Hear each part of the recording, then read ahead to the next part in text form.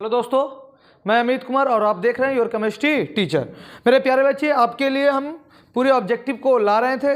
कल आपको एक वीडियो दिए थे और आज आपके लिए पूरे साइंस के ऑब्जेक्टिव, जिसमें आपको केमिस्ट्री का सेक्शन होगा, बायोलॉजी का होगा और साथ ही साथ फिजिक्स का भी होगा। तो चला जाए, एक एक क्वेश्चन करेंगे और दम आप वीडियो देखिए और दोस्तों को शेयर भी कर दीजिए। तहलका मचा देना एग्जाम में, एक भी ऑब्जेक्टिव छोड़ना नहीं है। आप कहिएगा तो सब्जेक्टिव का भी डाल देंगे। कल से आपको मैथ का भी वीडियो डलवा देते हैं, मैथ का ऑब्जेक्टिव चैप्टर वाइज करवा लेते हैं जल्दी जल्दी की रिवीजन की ओर। चलिए आ जाए, तो इसी तरीके से हम लोग एक एक चीज देख लेंगे।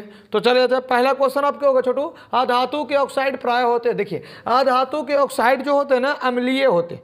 अधातु के ऑक्साइड जो होते हैं अम्लीय होते हैं, याद रखिएगा।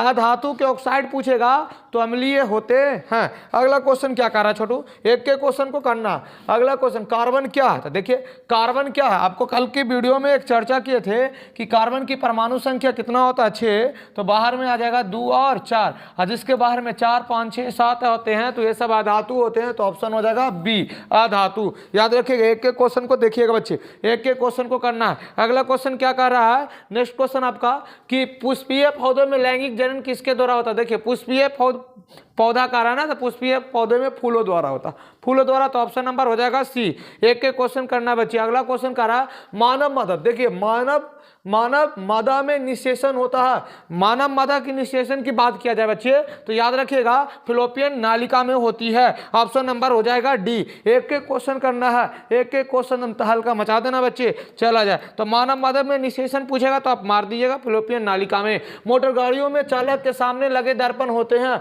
तो मोटर गाड़ियों में उत्तल दर्पण का प्रयोग किया जाता है। क्यों? क्योंकि उत्तल दर्पण से हमेशा वस्तु का प्रतिबिंब जो होता है छोटा दिखाई देता है, जिससे दुर्घटना नहीं होता है। अगर बड़ा दिखाई दे तो दुर्घटना हो जाएगा। आप जाइएगा मोटरसाइकिल से, उसको बहुत बड़ा नजर आएगा तो दिक्कत हो जाएगा उस स्थिति में। तो ये चलते उत्तल दर्पण का प्रयोग किया जाता है छोटू। आगे देखिएगा, अगले क्वेश्चन क्या कर रहा है, आवेश का ऐसे मात्रक होता है। आवेश का ऐसे मात्रक आपके लिए कूलाम होता है। याद रखिएगा, ये आपके लिए इंपॉर्टेंट क्वेश्चन है। आवेश का ऐसे मात्रक क्या होता है? कूलाम होता है। हाँ, एक एक क्वेश्चन को तहलका मचा देना छोटू और दम गर्दा कर देना इस बार एग्जाम में। अगला क्वेश्चन डायनोमो में होता। देखिए, डायनोमो और विद्युत मोटर दोनों पूछते रहता है ना, तो डायनोमो में क्या होगा? आप देखे हैं जनरेटर, देखे हैं? अरे शादी ब्याह में जनरेटर जो आता है उसको यांत्रिक ऊर्जा दिया जाता है, घुमा घुमा के पीटर के माध्यम से डायनोमो को, और वे बदल देता है विद्युत ऊर्जा में। तो यह लीजिए, यांत्रिक ऊर्जा को विद्युत ऊर्जा में बदलता है। ऑप्शन नंबर हो जाएगा बच्चे ए। याद रखिएगा, ए हो जाएगा। डायनोमा को कहे तो यांत्रिक ऊर्जा को विद्युत ऊर्जा में। विद्युत मोटर बदलता है, विद्युत मोटर बदलता। देखिए, विद्युत मोटर देखे, पंखा देखे हैं, उसमें विद्युत धारा जाता है तो वह घूमने लगता है पूरी तरह से। तो आप याद रखिए कि विद्युत मोटर क्या करेगा? विद्युत ऊर्जा को यांत्रिक ऊर्जा में बदलेगा, यांत्रिक ऊर्जा में, विद्युत ऊर्जा को यांत्रिक ऊर्जा में बदलेगा। आप एक एक क्वेश्चन को देखिएगा। चलिए, इसमें आप टिक लगा लीजिए, विद्युत ऊर्जा को यांत्रिक ऊर्जा में बदलता है। और आप एक एक वीडियो को देखिए, थोड़ा 2 बार 3 बार सुन लीजिए, याद हो जाएगा आपको बच्चे। अगले क्वेश्चन का रहा Fe2O3 plus 2Al, Al2O3 Fe अभिक्रिया पूछ रहा, किस प्रकार की अभिक्रिया? तो देखो, यहाँ पर देखो FeO, यहाँ पर आप समझिए अच्छे से, इसको समझ लीजिए। Fe यहाँ पर है, यहाँ O है, यहाँ पर एल्युमिनियम है, एल्युमिनियम यहाँ पर जाके Fe को अलग कर दिया। तो देखिए, जब 2 रहे और तीसरा आके उस दोनों में से एक को हटा दे तो उसे विस्थापन कहते हैं। 2 को आपस में जुड़ जाए, संयोजन, और 1 से 2 बन जाए तो वियोजन। तो लीजिए, तो विस्थापन अभिक्रिया ऑप्शन आपका हो जाएगा डी। एक के क्वेश्चन छोड़ना नहीं बच्चे, दम तहलका मचा देना।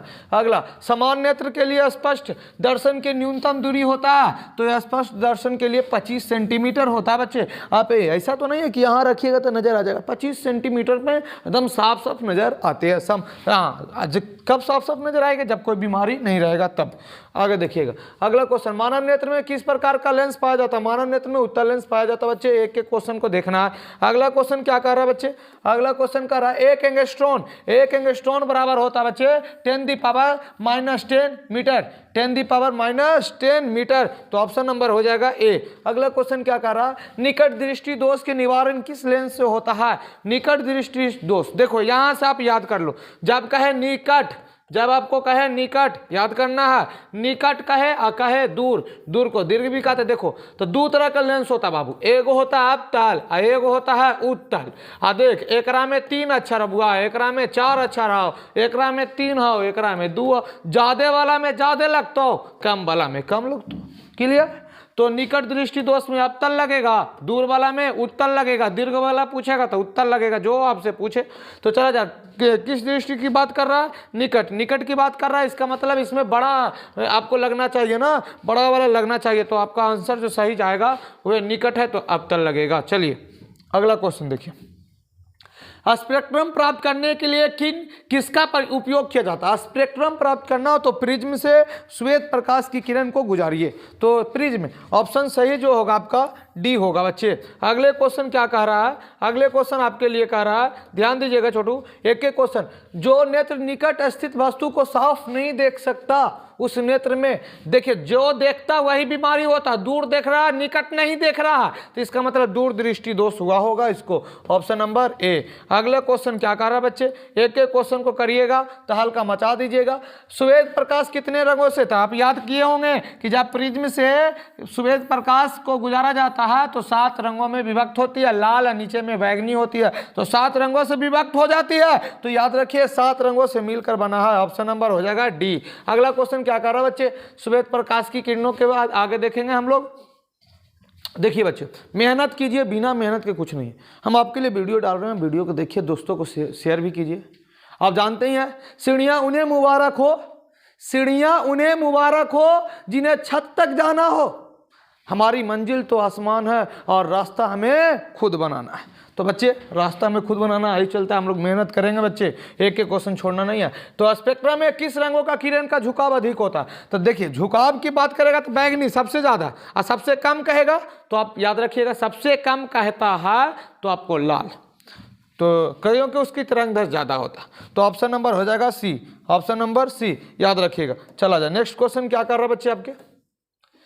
आकाश का रंग नीला होने का कारण होता है प्रकीर्णन, प्रकीर्णन में नीला हो जाता है, तो प्रकीर्णन ऑप्शन नंबर सी।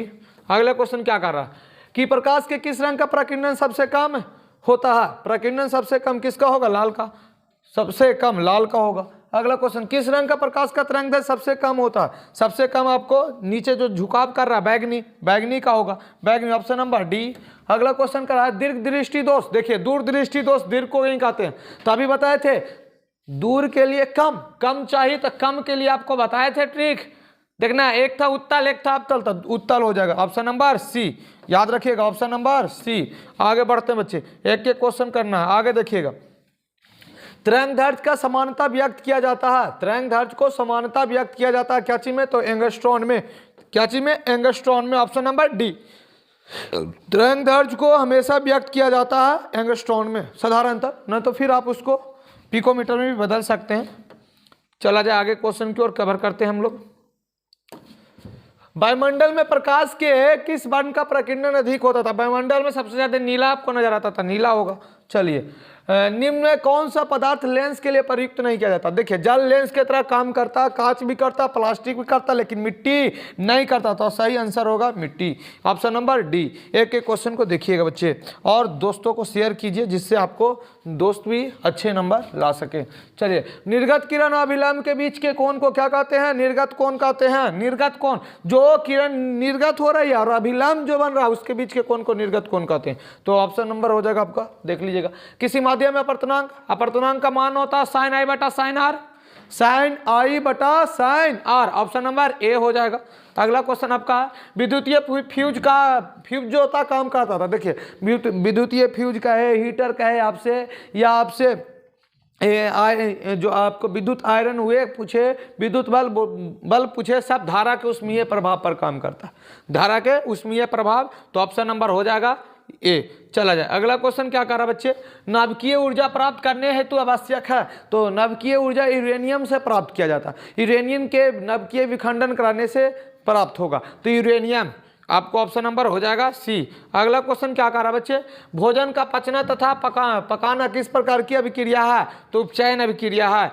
अगला क्वेश्चन रासायनिक समीकरण Fe+H2O Fe3O को संतुलित करने पर जल में अणुओं की संख्या होगी, जल में अणुओं की संख्या पूछा ना, तो आगे संतुलित कर लो, बोल भाई ऑक्सीजन के गो हो 4, गुना कर दे 4 से, हो गल बैलेंस ही।